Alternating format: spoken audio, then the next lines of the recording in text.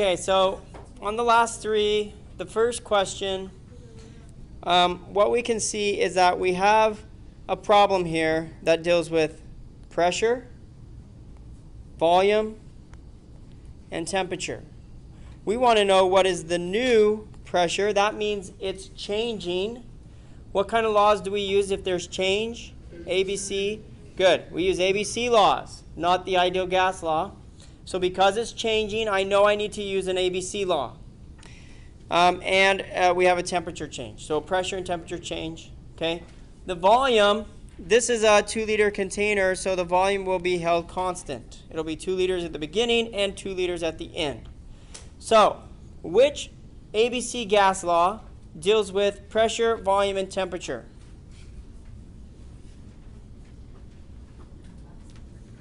The combined gas law, right? The combined gas law allows me to look at changes in those three things. So we're going to use P1 V1 over T1 equals P2 V2 over T2. So it's a good idea to get everything off the bottom before you try to rearrange this. So I'm going to move T2 up here and T1 up here. T2 P1 V1 equals P2 V2 T1. Okay? So what is the new pressure? So we're solving for P2. P2 equals T2 P1 V1 divided by everything around it, divided by V2 T1. Okay? So now I've isolated P2. I've isolated it. I know the equation I want. I just have to put my numbers in.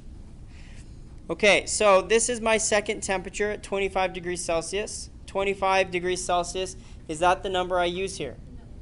No, because I don't use Celsius, I use Kelvin. So I need to use 298 Kelvin, right? Now, notice how that's the one I put on top, not 288. Okay? So make sure you're making that distinction. You're not putting T1 on top, you're putting T2 on top. 298 times P1, my initial pressure is 3 atmospheres, times V1, which is a 2-liter container, divided by,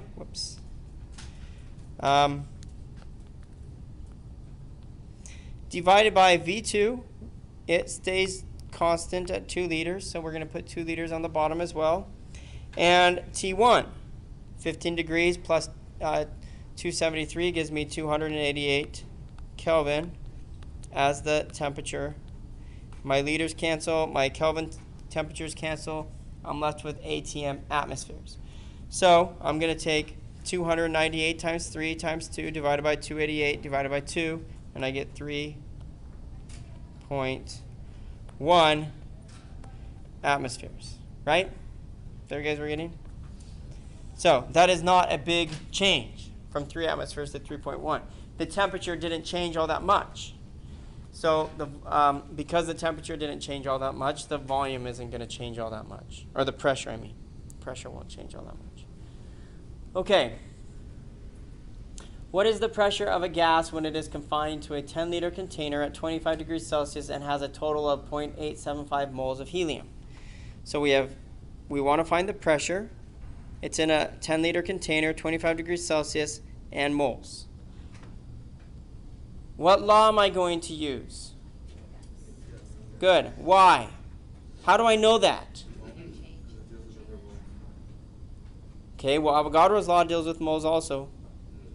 There's no change occurring, right? I'm not going from N1 to N2 or V1 to V2. It's saying, what is the pressure? Not what is the new pressure or what will the pressure become or something like that. It's saying, what is the pressure of this gas as it is? So to be able to find that, I have to use PV equals nRT, the ideal gas law. Okay? So P equals nRT over V. No change. I know I'm going to use the ideal gas law. Okay? So my number of moles is 0.875 moles. Okay? R is 0.0821 liter atmospheres. Kelvin moles. My temperature, it's at 25 degrees Celsius, 298 Kelvin. And that's over my volume, which is 10 liters. Liters cancel, moles cancel, Kelvin temperatures cancel. I'm left with atmospheres. Okay, which is what I want. I want the pressure. So 0.875 times 0.0821 times 298 divided by 10. What was it? What is this one? I 2.14. Okay, that's right. 2.14 atmospheres. So that's the pressure of this gas. Good. Okay, last one, number 3. If 5 grams of helium gas is added to a 1 liter balloon containing 1 gram of helium gas, what is the new volume of the balloon? So this is, if I look at it, I see that the volume is changing and the number of grams is changing. So what law is going to allow me to work with grams and volume changes? Avogadro's, because I can convert grams to moles, right? So Avogadro's law, converting to moles. Okay, so I need to use V1 over N1 equals V2 over N2. So this is the law I want to use. Get everything off the bottom and put it on top. It'll help you rearrange this. V1 N2 equals V2 N1. What am I solving for? The new volume V2. So V2 equals V1 N2 divided by N1. So V2 equals V1 N2 divided by N1. Okay, excellent. Now, what is my initial volume? 1 liter. Did they give me the initial number of moles in the question? No, but they gave me what? Grams that I can convert, right? So, by the way, which am I going to put there? N2, not N1. So I need to convert N2. How am I going to do that? Well, I have 5 grams, but I started with 1 gram. So that means when I put those 5 grams into the balloon, there was already 1 gram up there. So that means my final gram amount is 6 grams. So 6 grams divided by, times my conversion factor of moles from grams. So there's 1 mole in every 4 grams of helium. 6 divided by 4 is 1.5 moles. Okay, so that's what I'm going to use. I'm going to use my 1.5 moles here.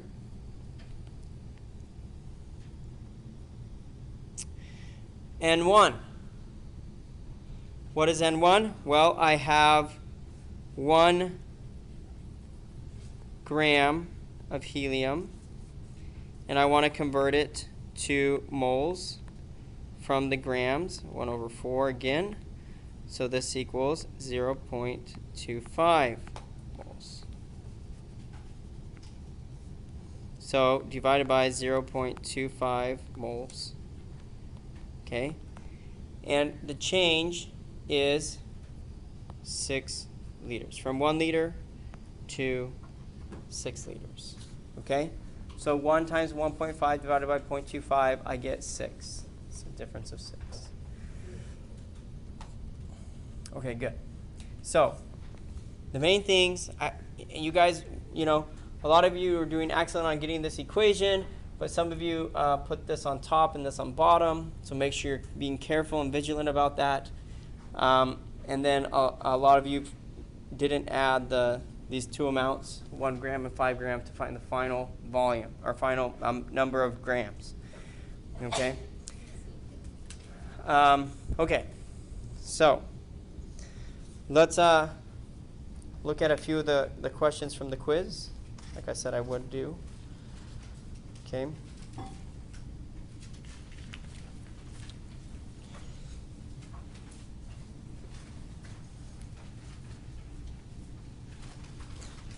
Okay. So the last few questions on the quiz.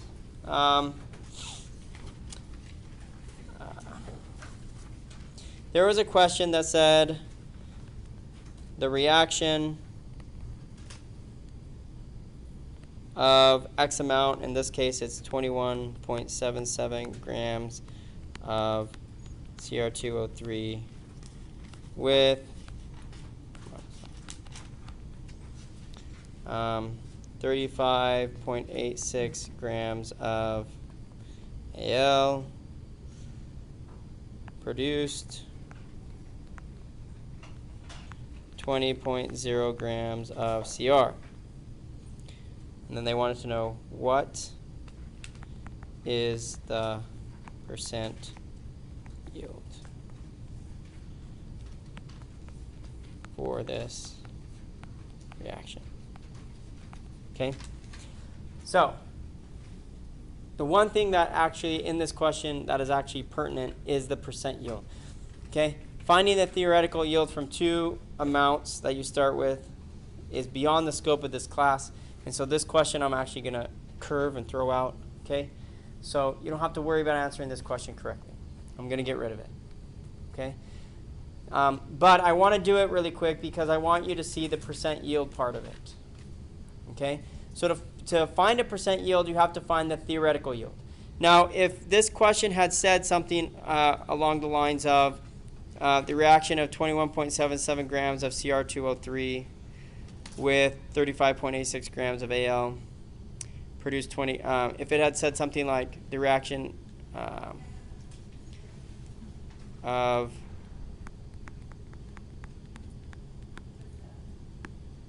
excess Cr2O3 with 35.86 grams of Al, and that it produced 20.0 grams of Cr, this would have been an excellent question.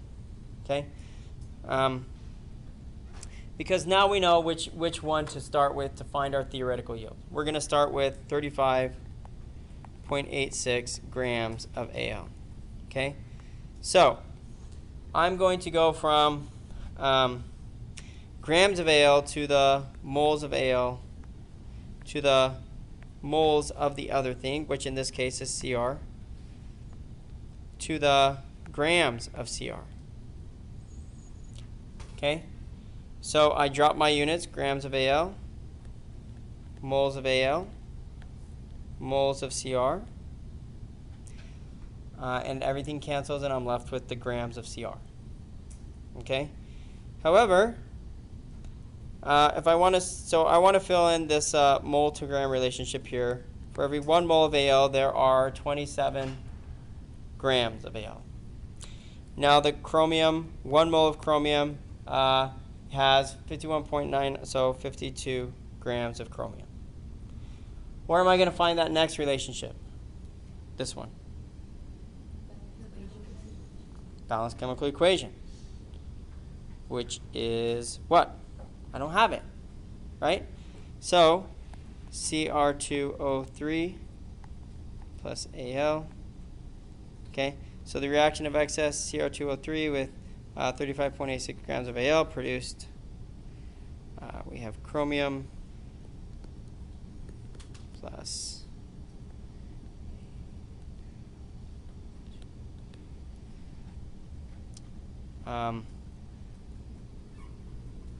yes, Al2O3. What's that? Not on that question. No, that question, there wouldn't be a question like that one. There would be questions like some of these other ones where you had to, it told you exactly, there's copper 2 oxide reacts with carbon to form copper, metal, and carbon dioxide. Yes, then you have to write it out. Okay? But this one was, you're predicting those products. I don't think you're going to have to do anything. Okay? So we're going to go from here. This is a single replacement reaction. We're going to get chromium out. Aluminum is going to go in as Al2O3. Okay? So, and then we have to balance this. That's not hard to, luckily. Okay, so these are my coefficients, right? Okay, so now I have a balanced chemical equation. Now, what number do I put on top of this conversion right here? 2. What one goes on the bottom? 2. Okay. Okay, so somebody with your calculator, 35.86 times 2 times 52 divided by 27 divided by 2. What do you get?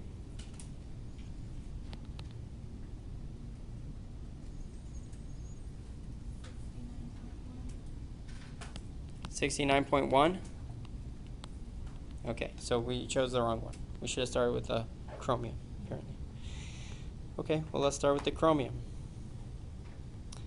So we had 21.77 grams of Cr2O3, 27.11 grams of Cr2O3.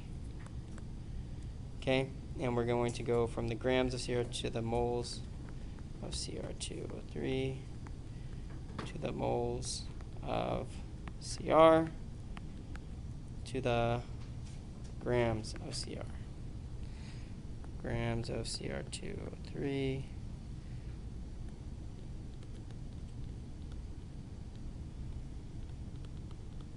okay, so essentially it would be the other one is in excess.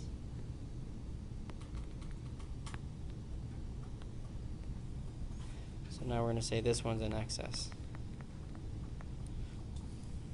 Okay. This is 52. This is 1 to 2. Yeah. Yeah. Okay. 52. 104. 104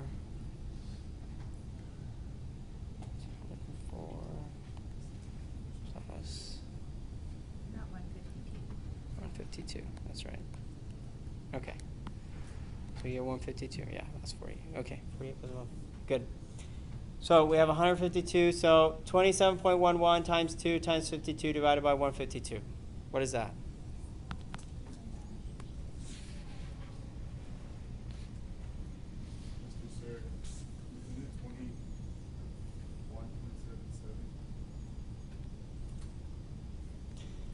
Okay.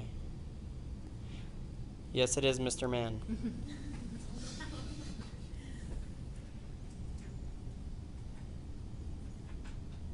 Told you have to be dyslexic to do chemistry, except when you put your numbers in wrong. Okay, so 21.77 times 2 times 52 divided by 152.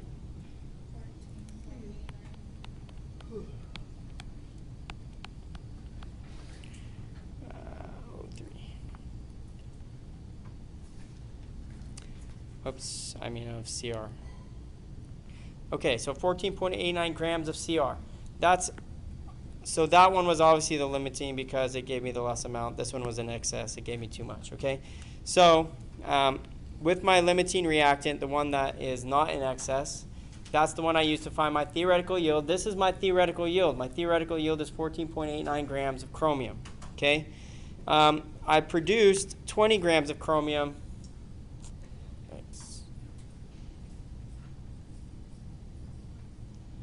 Oh, no. That's bad. Okay.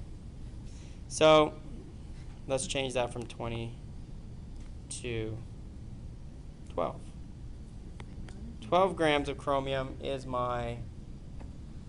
Now, you know, it's not often... I'm just saying. It's actually... sometimes you do get over in the laboratory, like, oh, what's going on? It's because maybe you got some contamination. So if you get over 100% yield, then you're like, something, believe me, it happens all the time, especially with you guys. You're like, what's your percent yield? 150? Okay. so either you didn't let it dry and there's all this water on there, or it's contaminated with something. Okay. So, but let's say it was 12 grams of chromium. All right. So now I want to find my percent yield. I take my actual yield over my theoretical yield, which is 14.89 times 100. So that's going to be your percent yield. Okay? Where'd you get the 12 from? I got lost. Where did the 20 you changed? They would give it to you in the question. Oh, okay, you changed. I was like, I don't see that on here. It wasn't giving me the, so I changed it. That was confusing. Okay, so the theoretical is usually higher than the actual. Sometimes that's not the case, but most of the time it is. Okay? Okay, so 12 divided by 14.89 times 100, what do we find?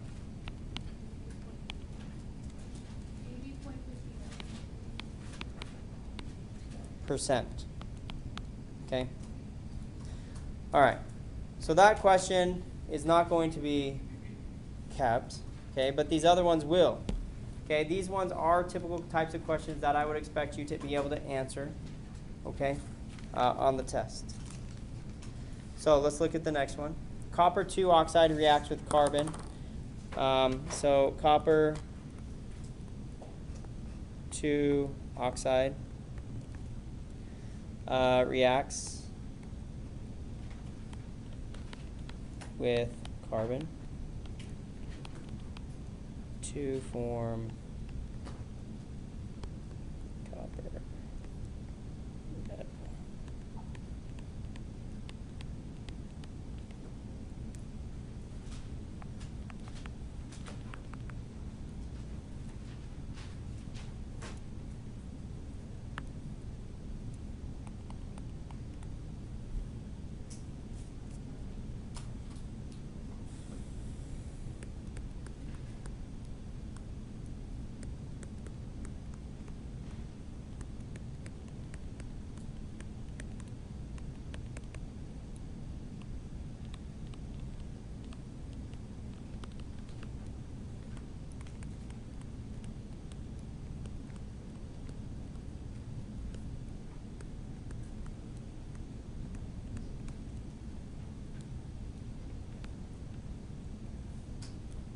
Oh, I gave it away.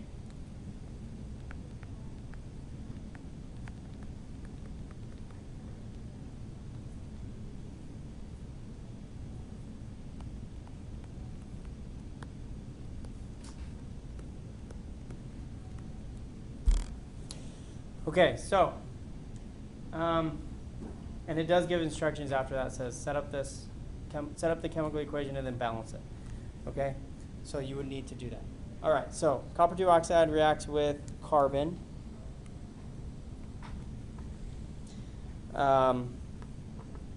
To form copper metal and carbon dioxide if 442 grams of copper 2 oxide reacts with excess carbon. How much carbon dioxide would be produced? So yes, I expect you to pull out from the names the actual chemical formulas. What is the chemical formula for copper 2 oxide?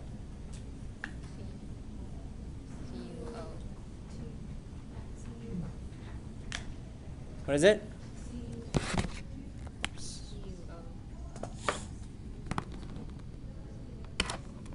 Okay, so some of you are right, some of you aren't, so let's look at it, okay? Let's look at what's so copper 2 means what? It means it has a 2 positive charge. That's what copper 2 means, not that I have 2 coppers or some other thing, okay? Oxygen has what charge? Good. So what is the formula? CuO. I just need one of each, right? Because they balance each other. One of each. Good job. Okay, so copper 2 oxide plus what? Plus carbon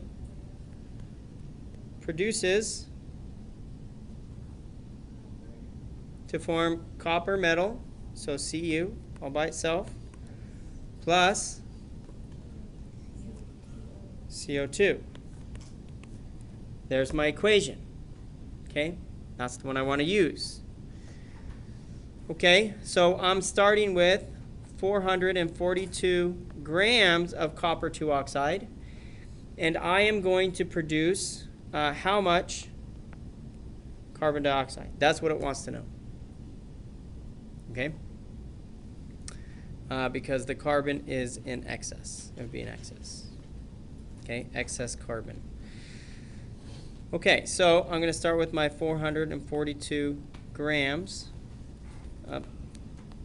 of my copper oxide. And I'm going to do what first?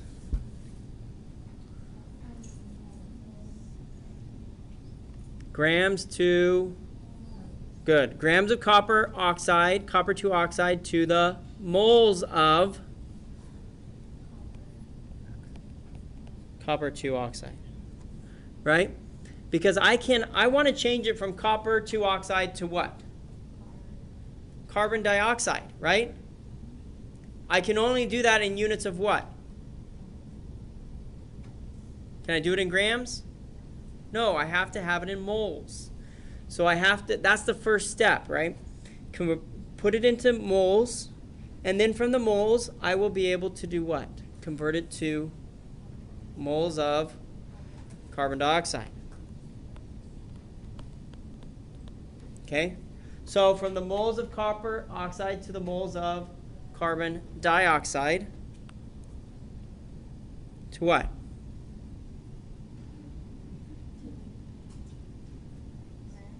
Grams, because I haven't answered the question, right? They want to know how many grams of carbon dioxide are produced. So I need to finish it off, grams of carbon dioxide. So this is going to tell me the theoretical yield of carbon dioxide in this reaction. Theoretical yields are the calculated amounts. The actual yields are the amounts that I collect in the laboratory. I weigh it, I collect it there. That's my actual yield. Theoretically, this is how much I should produce. I only got this amount. That's my actual. Okay? So what goes on the bottom under copper 2 oxide? Grams of copper 2 oxide. Okay? So I just simply drop my units. Moles of copper 2 oxide. Moles of carbon dioxide. Right? Okay, now I want to fill it in. Grams and moles. The moles are 1. 1 mole of copper 2 oxide has how many grams? 79.55. Okay. 79 point what? 55. 79.55 grams of copper 2 oxide. Okay. 1 mole of carbon dioxide has how many grams in it?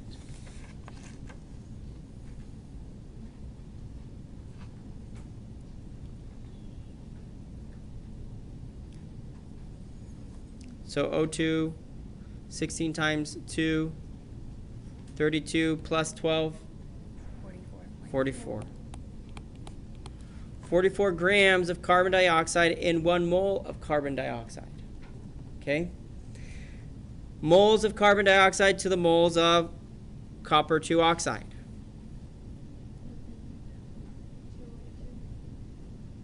Oh, where'd you get that? We don't have a balanced chemical equation yet, do we? So I can't put anything there until I have a balanced chemical equation. So we have to balance this chemical equation. So we need 2 copper 2 oxides to balance the oxygens, right? Which means I need 2 coppers, okay, and 1 carbon. Good. Now I need 1 carbon dioxide for every 2 copper 2 oxides, according to my balanced chemical equation. Okay? So those are the coefficients, 1 and 2, that I'm going to use there.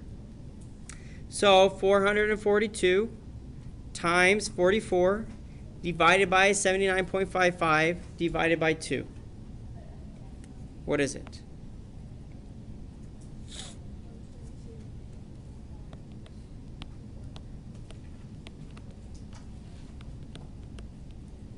Oops, carbon dioxide.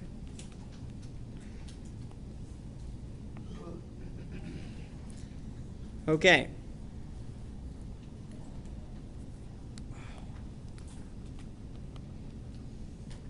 That's how I would do that question. Next.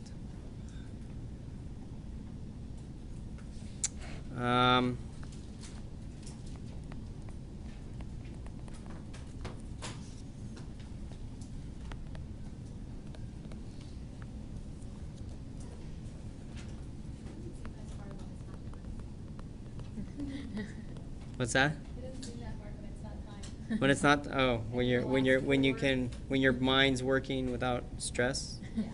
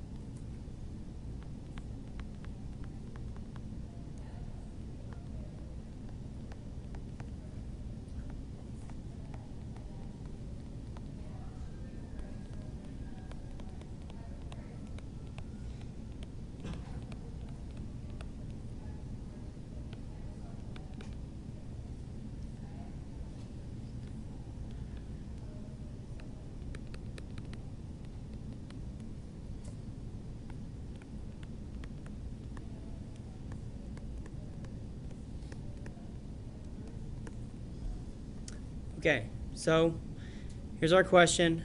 The reaction between potassium chloride and red phosphorus takes place when you strike a match on a matchbox. If you were to react 192 grams of potassium chlorate with excess red phosphorus to produce tetraphosphorus decaoxide and potassium chloride, what mass of tetraphosphorus decaoxide would be produced? Okay, so how am I going to start this question?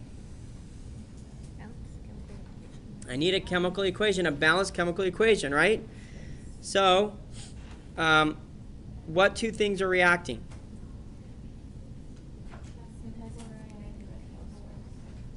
Potassium what? Chlorate. Potassium chlorate. Okay, so K. Does anybody know the formula for chlorate? ClO3. ClO3. Potassium chlorate. ClO3 has a -1 charge. Potassium has a +1 charge. So I just need one of each. This is the formula for potassium chlorate. Okay. With excess red phosphorus, and they gave me it, P4. Okay. To produce what?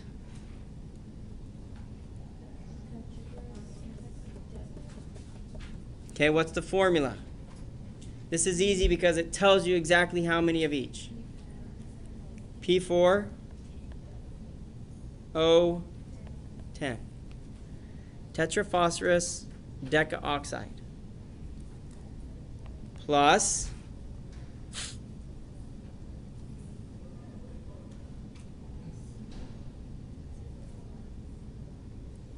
potassium chloride. And so it produces tetraphosphorus decaoxide and potassium chloride. What's the formula for potassium chloride? We have a K and we have a Cl. What is the charge of a K? Potassium.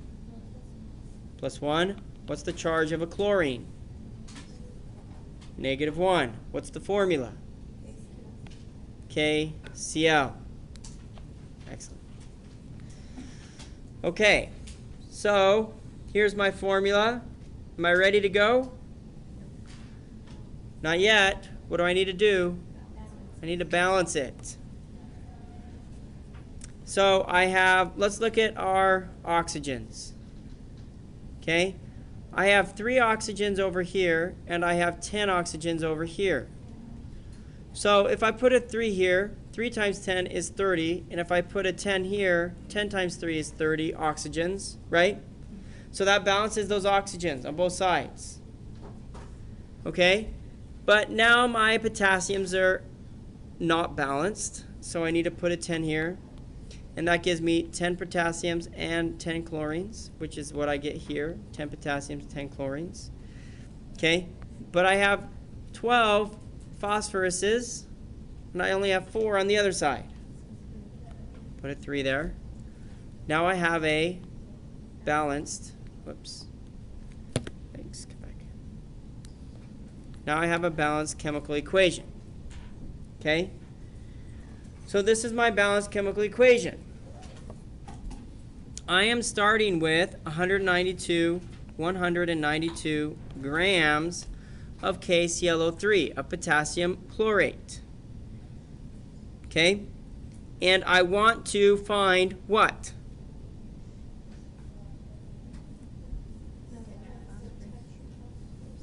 How much P4O10 in grams would be produced? Okay? What mass means grams, what mass of tetraphosphorus decaoxide would be produced? Okay? So, all right, so is that the hardest part? Do you guys think the next part you're okay with, more or less? So you just have to make sure you get your balanced chemical equation, identify where you're going from here to here. So 192 grams of KClO3 is what I start with, and I'm going to go from the grams to the moles of KClO3 to the what?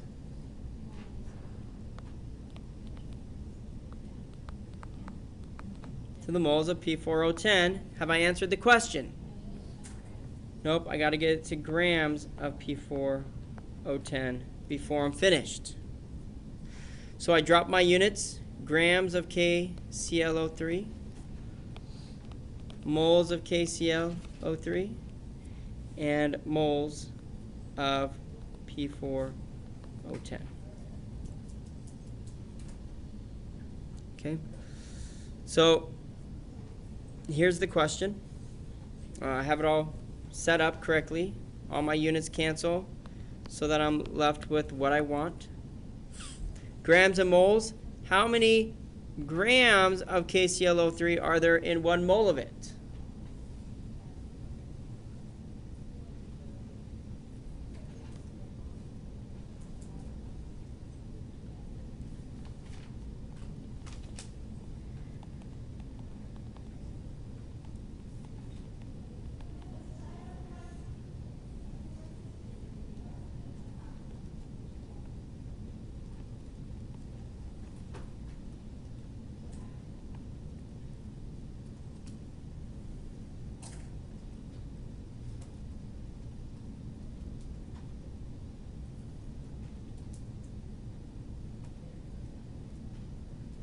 At 122.5.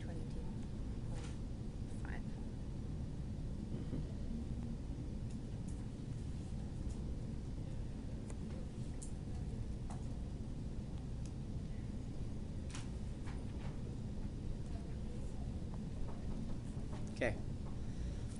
So that's our mass.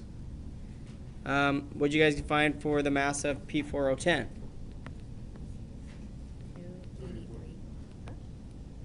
283. 283? 284, rounded? Yeah. Okay. 284.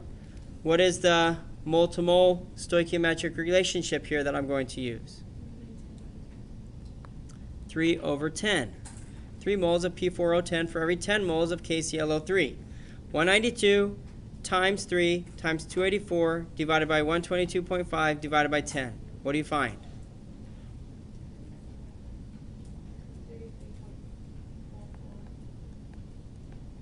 0.14? Grams of P4O10. Okay?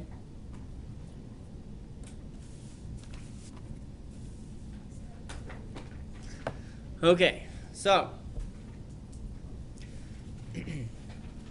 we're doing these kind of all in the same way, right? If they don't give me a chemical equation, I write the chemical equation, I balance it, and then I set up my equation solving from the moles of one thing to the moles of another thing. If I don't start in moles, I need to convert to the moles so I can do that. And then to answer the question, I often have to convert back to grams. Okay? But it's that mole-to-mole relationship. That's the stoichiometric relationship. That's what we're doing. We're doing stoichiometry, going from one thing to another thing. Okay? Yes? So, like, would a set answer, or is it going to be, like, close to it? If you get an answer close to that and didn't count it right, then send me an email and I'll give you the credit. It should count it. There should be a % error, and that might be off a little bit on the question. So if it's doing that to you, if you get the right answer, let me know so I can give you the credit. Absolutely. Okay? All right. So let's look now at what is the theoretical yield of ammonia.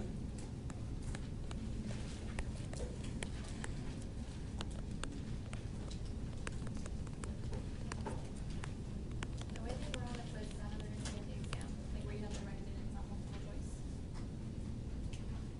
I think on the exam they're multiple choice, just to avoid any issues of like what we're talking about.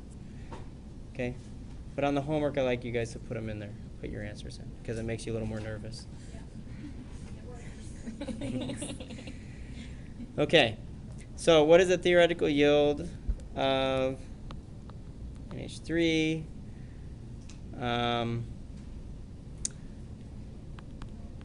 If 46.3 grams of H2 reacts with excess N2. And they give you the chemical equation, N2 plus 3H2 produces 2NH3. Okay?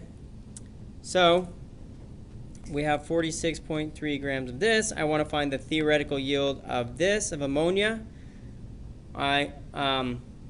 which is a product. If it's a theoretical yield, then it's going to be a product, and it's in grams. Okay? If it's a theoretical yield. So 46.3 grams of H2 to the moles of H2 to the moles of NH3 to the grams of NH3. Drop my units, grams of H2, moles of H2, moles of NH3. Here we have 2 for 1 mole. 1 mole of NH3 for every 17 grams of it, if I found the mass. And then the stoichiometric relationship here is what? How many moles of NH3 to how many moles of H2? 2 to 3. Okay, so 46.3 times 2 times 17 divided by 2 divided by 3. What is that?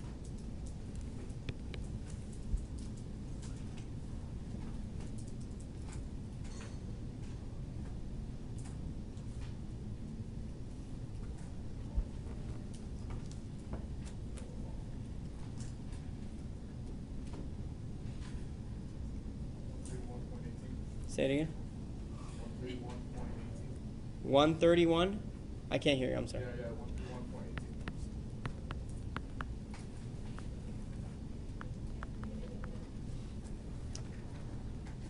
Is that what you're getting? Oh, wait, no, my bad. What are you getting? 262.36. That's what I got too. That's twice as much. So maybe you forgot a 2 somewhere? Maybe on top? Okay, so 262 Yeah. grams of NH3. Okay? Okay, so that's going to be my answer. All right? And I know it says like only use this many decimal places, whatever. You guys, you could put all the whole answer from your calculator in there, and it should count it right. It doesn't really look at the decimal places or anything like that. It doesn't even care about that. All it cares about is if you're getting close to the right answer, and the percent error should be set so that it'll give you the right answer, okay? So don't worry so much about how many decimal places or whatever, how many significant figures. Just put your answer in there, okay? And it'll grade it. And yes, it's going to put those zeros on the end, but that has nothing to do with how it grades it. It's just going to put some zeros in, okay? Because it feels like it. And to make you guys nervous. That's why it does it. Okay. Oh, you could find all kinds of practice on stoichiometry, sure. Go up really fast to the one before that. This one? What? I'm going to go away from this page just for a second, Okay, you're Priscilla. good. I'm good. Thank you. Trevor? Yes, sir. Thank you. I don't know if you got my email exactly on Tuesday. I'm sorry? What do we need? Oh, no, on Tuesday when you come to class, I'm going to have a sign on the door, but instead of coming here, you're going to go downstairs to the foyer area. Okay? And that's where stuff will be going on that you need to be a part of You can to get come credit. Monday too, though, right? Door and downstairs? Just go downstairs, and I'll have a sign in. I'll have a sign in downstairs. I'll have a sign right here that tells you to go downstairs if you forget. Okay? What's that? Isn't there one earlier? You can go anytime on Tuesday. Yeah. You don't have to go at this time. You can come early. As long as you get signed in either Monday or Tuesday. Do we go for an hour and 15 minutes? You probably won't be there that long. So I had emailed you, I don't know if you got it, about lab, and I saw I had an 88, but I haven't missed a day in lab. Oh, okay. Yeah, I got that email. I'm going to Okay. check it. I was like, I'm sure you can check like the lab reports and see that I've done every one of them. I was like, what? Well, yeah, I can fix it. Okay, Yeah. thank you. When I make a mouse from the table, do I have to round it before I calculate it? Do you round it? Yeah, or I It just doesn't get matter. You can use that mass as it is, or you could round it. It won't matter. Either way.